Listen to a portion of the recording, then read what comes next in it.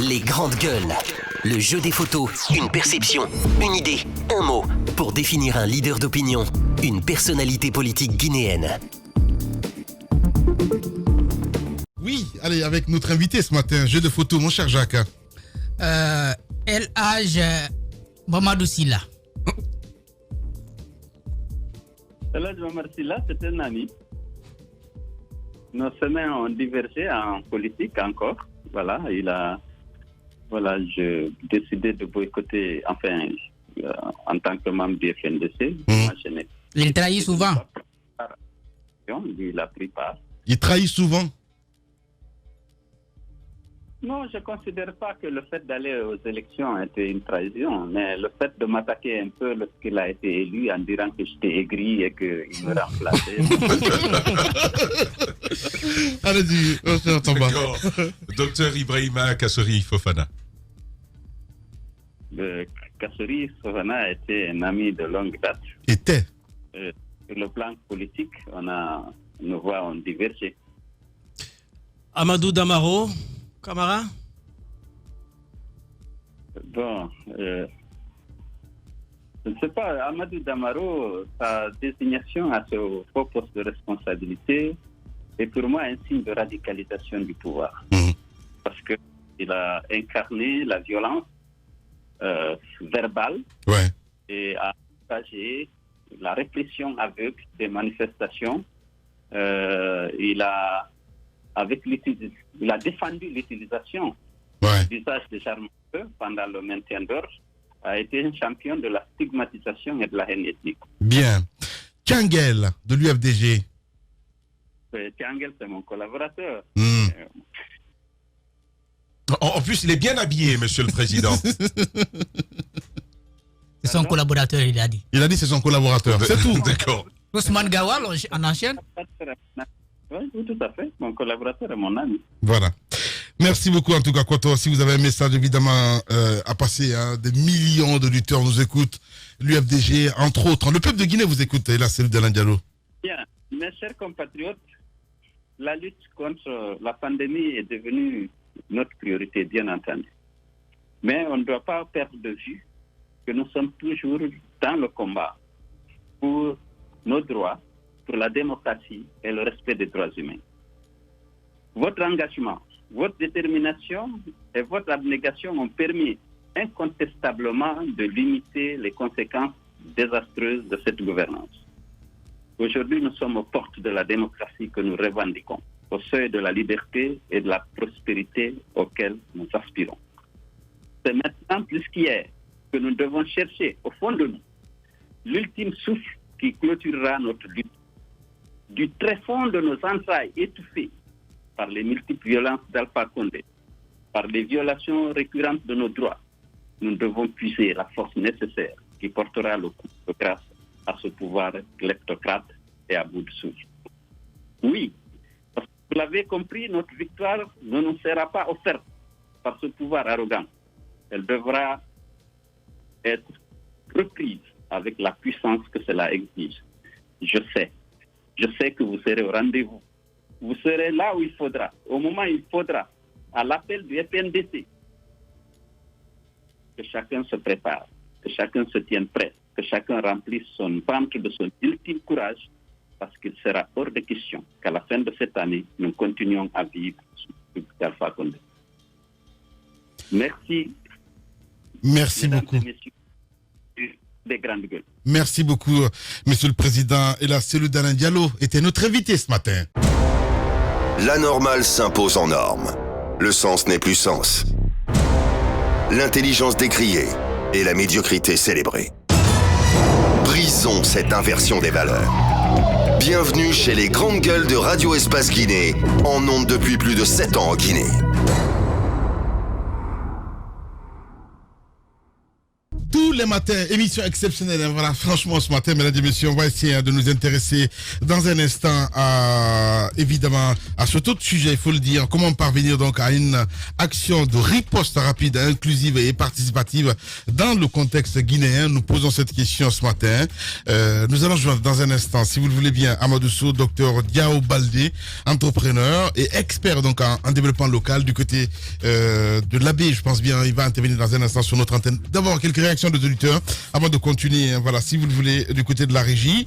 Nous avons cet auditeur qui nous écrit, c'est Dan Lelouma, qui nous écrit: bonjour les GG, bonjour à toute l'équipe, mes condoléances pour le décès donc du papa de Moussa Moïse Silla, paix à l'âme du défunt. Merci beaucoup. On va rester avec cet autre qui nous écrit, c'est bien sûr Koi, c'est bien cela, je sais pas quoi ou quoi, je sais plus, Savogui, hein, comment? Koi Voilà, c'est écrit quoi, hein, donc je comprends pas. C'est quoi, Koi, voilà, Koi Bouyavogui qui nous écrit: bonjour les GG, je pense que nous risquons une vague de contamination si nos parents musulmans à l'intérieur pensent que rouvrir les lieux de culte est une obligation ce mois saint de Ramadan, donc que Dieu nous préserve. Voilà, angoisse totale. Donc c'est un auditeur qui nous envoie ce message. Allez, un dernier, c'est de qui exactement? Madiba Girassi aussi qui nous écrit: bonjour les GG, je ne suis pas en train de comparer les religions, mais jamais tu ne verras ce comportement dans les églises, parce que la mosquée est devenue un lieu de profit pour certains fidèles. Il faut que les gens soient cohérents. Madiba Girassi qui nous envoie ce message du côté de Bokeh. Allez, on reste avec Mohamed le politologue qui nous écrit aussi sur le 657-39, plutôt sur Twitter.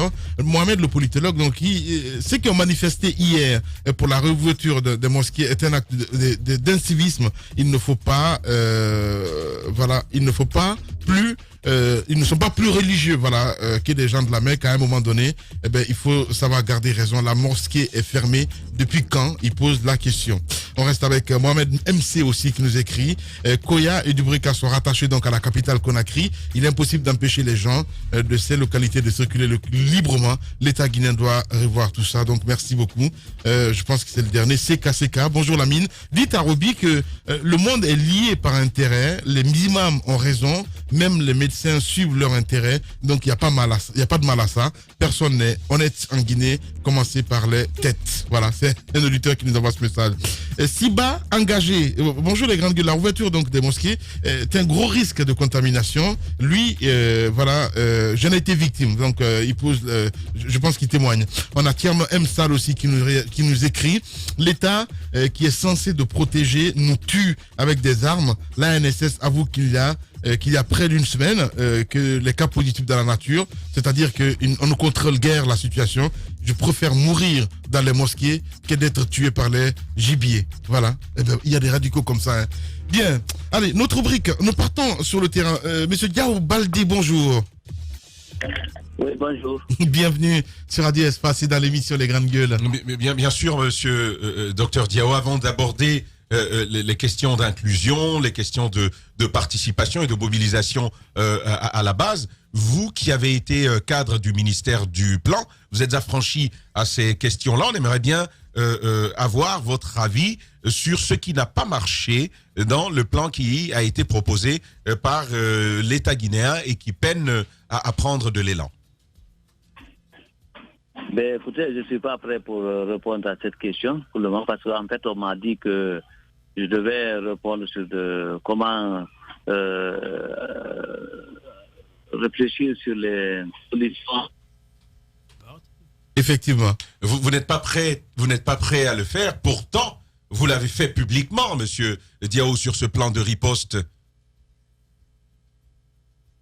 Allez, on l'a perdu, donc je sais pas. Allez, Amadou Sow, voilà. Oui, allez-y. Allô? Allô? Oui, allez-y, vous êtes à l'antenne, monsieur Diao. Voilà, ce qu'on m'a demandé hier soir, c'est éventuellement donner des pistes de solutions ou d'être des propositions quant à l'amélioration des conditions de vie des PME. Évidemment, mais c'est la même question. Mais ça s'inscrit dans le plan. La question des PME a été largement évoquée dans le plan pour lequel on vous demande un commentaire. Donc il n'y a pas de mal à cela. vous pouvez avoir un regard sur ce qui a été proposé. Vous dites même que le gouvernement, on dirait qu'ils ne suivent pas les télévisions internationales. Vous allez plus loin. Vous dites que au moins ce qu'il faut faire, c'est savoir copier et coller. Vous le dites, Monsieur Diao. Non, c'est pas le cas. Ce qu'il a dit, c'est pas moi. Ok. Si quelqu'un l'a dit, c'est pas moi. Maintenant, moi, c'est comme m'a dit. Allez-y, on va pas polémiquer les chiens. Allez-y. Voilà, moi, je suis un agent de développement. Je suis effectivement un fonctionnaire au ministère. J'ai eu l'opportunité de passer de projets sur la base de contrats. Et je suis moi-même entrepreneur rural depuis une dizaine d'années. Et j'ai donc, en tant qu'expert, accompagné le monde rural. Donc, c'est dans ce cadre qu'on m'a demandé d'intervenir.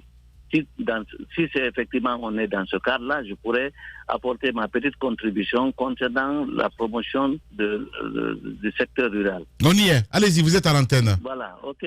Donc, comme vous le savez aujourd'hui, si je prends spécifiquement la région de la Guinée, on est confronté à la commercialisation de la pomme de terre. Moi-même, je suis producteur de la pomme de terre depuis un certain nombre de temps et aussi de la volaille, l'aviculture.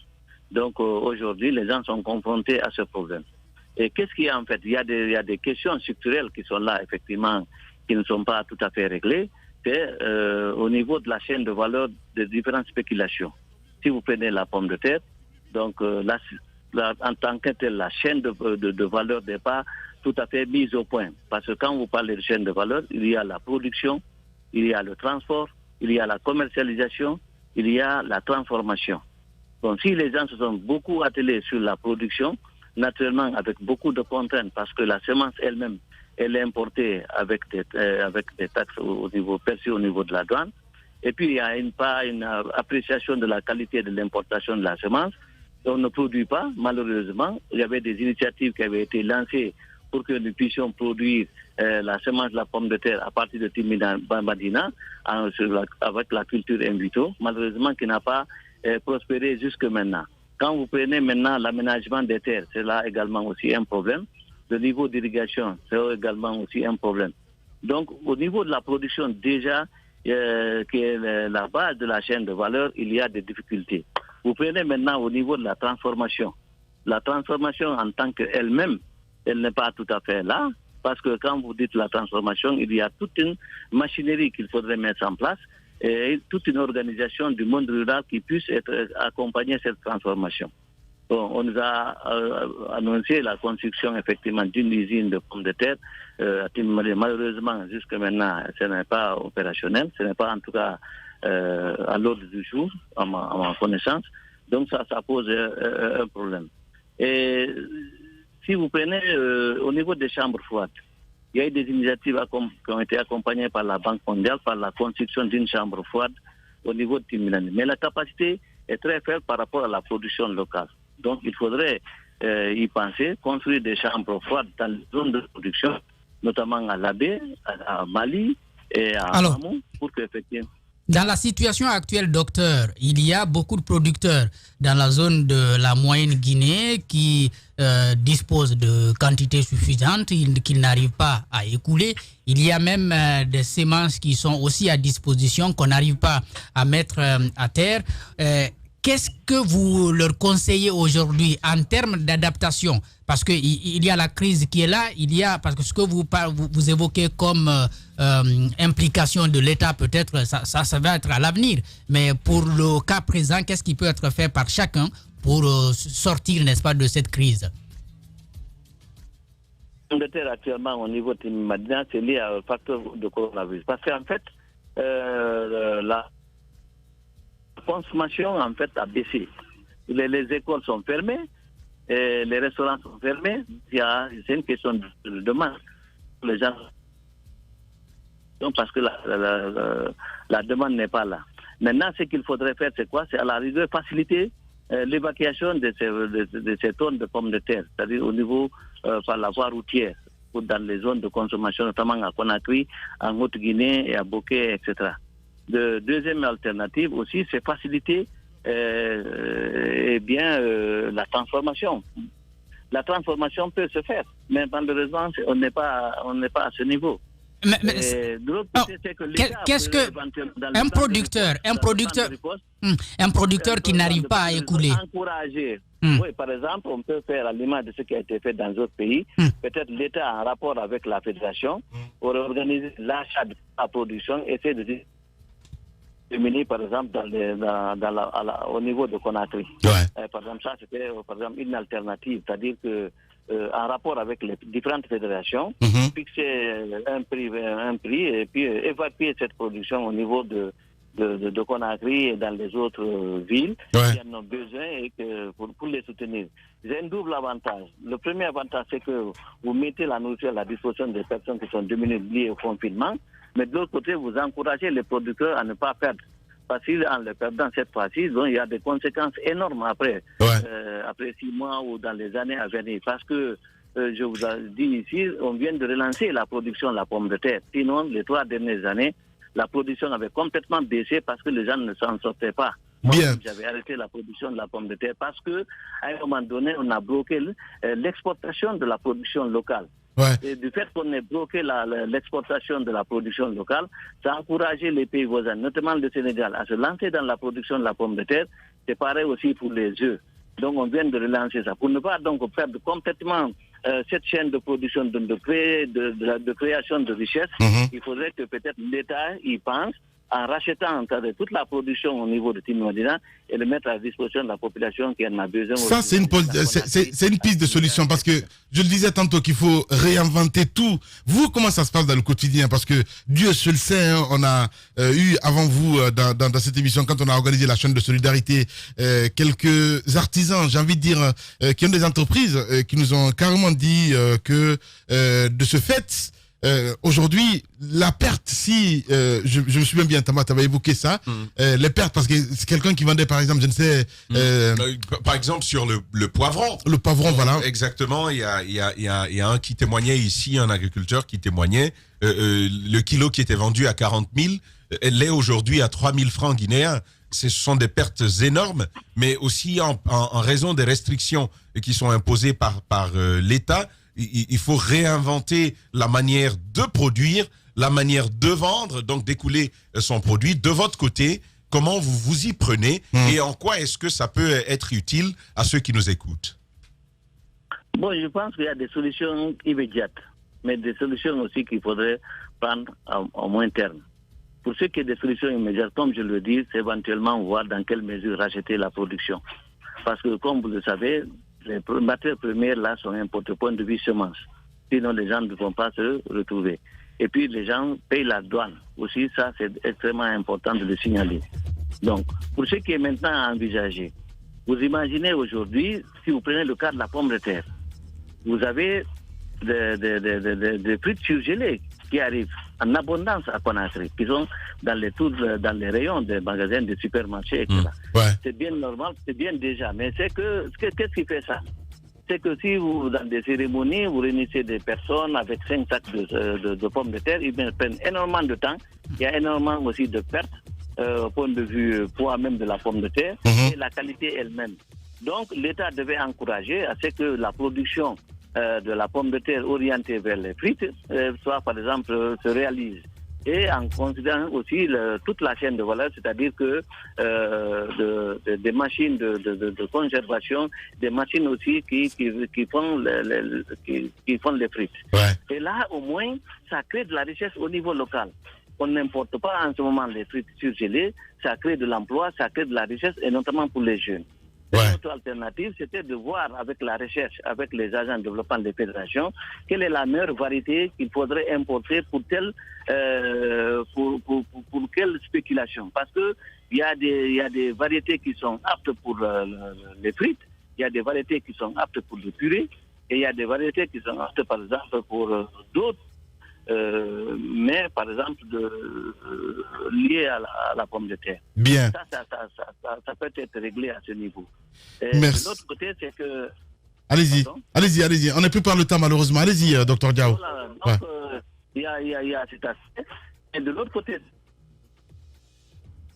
Allez, malheureusement, on l'a perdu. Voilà, c'est très intéressant. Voilà, je pense qu'il faut donner la parole à ces paysans, à ces vrais gens, Jacques Lewa. On voit qu'il maîtrise son sujet, Jacques Lewa. Oui, je pense que nous l'avons dit la dernière fois ici. Il y a que l'État doit intervenir, en tout cas pour soutenir les producteurs. Oui, il y a de la production. Au même moment, il y en a qui manquent à manger. Donc, il faut que l'État intervienne pour que le manger quitte là où il existe, donc des zones de production pour les zones où il y a la consommation. La consommation. Je crois que ça doit être réglé. Ouais. Allez-y, Chamba. Justement. Ça te fascine, des sujets comme ça? Oui, je l'étais. C'est un agriculteur. Oui, je sais. Je l'étais déjà par ailleurs. Je sais. Parce qu'on a eu. Je sais. Je sais. Je peux? Oui. Ok. on a eu Eladj, un jeune comme nous. On a eu Eladj, je crois, Barry, du côté de Timbi Madina, qui s'est déjà exprimé et qui avait fait la doléance justement qu'on puisse acheter les quantités déjà existantes pour leur permettre de survivre. Je veux simplement dire qu'il n'y a pas que Timbi Madina dans ce cas de figure. Il y a beaucoup d'autres villes du pays qui en produisent. Je pense qu'il faut faire face à ça. Et même pour tous les autres agriculteurs dans le maraîcher et dans d'autres domaines, même dans du riz, il y a des productions locales qu'on peut valoriser en les achetant. Et protéger ainsi notre marché intérieur, le booster. Et le président de la République qui a dit qu'ils vont booster l'agriculture sous la période du Covid-19, même si je n'y crois pas du tout, je pense qu'il faut s'y mettre maintenant. Ouais. Il y a aussi le piment et le miel. N'oubliez pas que il y a des Guinéens qui exportent le miel au Maroc, le piment aussi. Donc tous les secteurs sont touchés, ça vous fait rire, mais vous ne pouvez pas rendre compte que la proportion de bouffeurs de piment est très grande en Guinée.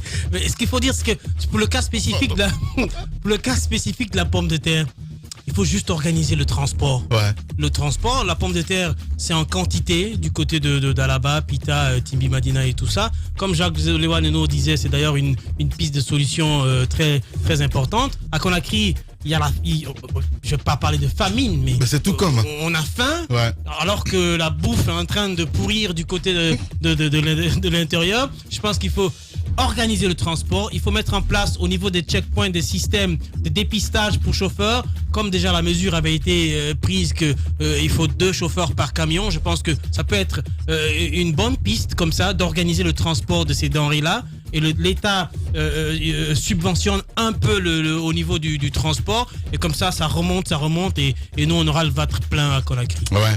C'est le dernier. En attendant... droit dans ses bottes, mon cher Jacques Lewa. Convaincu ou pas? Bon, Cellou Dalein a donné une analyse économique, à ma foi, pertinente. Maintenant, c'est vrai qu'on l'attendait beaucoup plus sur des propositions concrètes en matière de riposte contre le Covid. Mais comme Sidia, je crois, ils sont lassés de proposer des choses au gouvernement parce qu'il a continué à critiquer. Voilà. Ouais. C'est bien cela, allez-y. Oui, je suis parfaitement d'accord avec Jacques sur les questions minières, sur les questions liées au carburant, sur les questions économiques. Il est toujours très, très intéressant. S'il l'a été moins sur la question du plan de riposte, c'est de 2 hypothèses l'une. Soit qu'il n'ait pas lu, qu'il ait par exemple fait comme Sidia Touré, il voit le plan de riposte, c'est leur plan là, et puis voilà, rien à tirer dedans. Qu'est-ce qu'il raconte? Non, on peut présumer que ce soit ça. Il a vu le plan de riposte, qu'ils se disent, bon, écoute, de toute façon, il propose jamais rien de bon, je vais même pas lire. Je pense que c'est soit ça, ou que les propositions à l'intérieur du plan de riposte, lui, n'ait pas trouvé mieux à nous proposer ce matin. Mais sur la question, il faut le dire, il est resté l'opposant qui critique et moins celui qui propose ils auraient tout simplement à être plus patriotes, tous ces opposants qui sont quand même de la crème de l'intelligence guinéenne. Si le plan de riposte... C'est pas leur faute. Mais il l'a dit, en plus, il l'a dit. Oui, mais après, ça vient un peu plus tard. Vous êtes toujours en train de divaguer. Pour moi, vous êtes tous en train de divaguer. Moi, à ma place, ils auraient pu être plus patriotes en reprenant tout simplement ce plan des ripostes, en l'améliorant si ça ne les convient pas, ou à corriger s'il y a des tas, et à faire des propositions au plus haut niveau. Et après, si c'est rejeté, eh bien c'est tant pis pour ceux qui rejettent, mais eux au moins, ils auraient fait leur part du boulot. C'est vrai de critiquer, mais l'opposition, le rôle d'un opposant, c'est aussi à un moment donné de participer à distance à la gouvernance. Quand je dis de participer à distance à la gouvernance, c'est pas forcément être perché à Sékou Touré ou à la primature, mais c'est dans ces exemples-là, en prenant le plan de riposte, en le lisant, en y extrayant les tares et en y apportant ce qui a ajouté de valeur ajoutée en tout cas. Voilà, on l'a fait, mesdames et messieurs. Depuis 9h, on vous accompagne dans ce studio. Grand merci à Mohamed Kamara, technicien du côté de Radio Espace Kania. Amadou Sow a réalisé cette émission côté radio. Steve Le Guinéen Kamara, fasciné. Merci à Nalaï Sidibé, à Mafata Sano, à Sidibé Nalaï, évidemment, à Boukoria Kourouma, toute une équipe de foot voilà, qui vous accompagne. Merci à vous tous. Dans un instant sur Radio Espace, vous avez rendez-vous avec Idrissa Diallo pour le flash d'information, accompagné de Marine du côté de Paris, et sur Espace TV, évidemment, les infos avec l'équipe de Jacques Lewaleno. Prenez soin de vous. Demain, c'est Rodolfo que vous allez retrouver, évidemment, Aboubacar Diallo pour la conduite de cette émission. Prenez soin de vous. À demain. Non, plutôt à lundi. Allez, au revoir.